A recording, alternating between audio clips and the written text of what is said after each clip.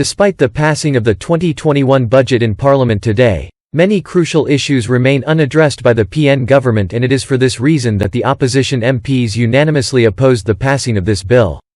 The budget is fundamentally flawed in ways that have been extensively debated in Parliament. The budget reflects the narrow interests of PN government's own political survival, rather than the actual needs and welfare of the rakyat.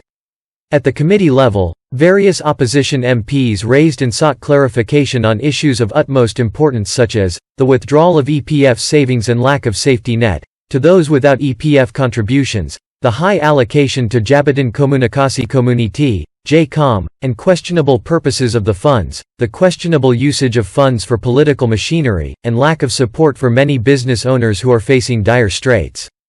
However, because the PN government has erroneously linked passage of the budget to the functioning of the civil service, and payment of salaries, some MPs who oppose PN may have supported the budget, to demonstrate their solidarity with millions of public servants who are equally impacted by the pandemic economy. It is disappointing that MPs who had expressed strong views against certain issues in the budget voted in support of the bill.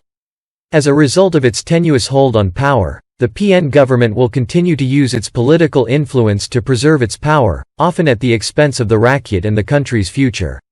We are returning to a period of time when the government disregards acceptable standards of transparency, governance and prudent management of funds. This disturbing trend is highlighted by the recent downgrade by Fitch Ratings.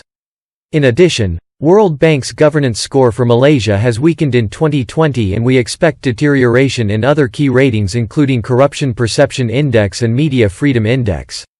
Investor confidence will certainly wane, and we will continue to see our neighbors in ASEAN outpace us in many development and economic indicators.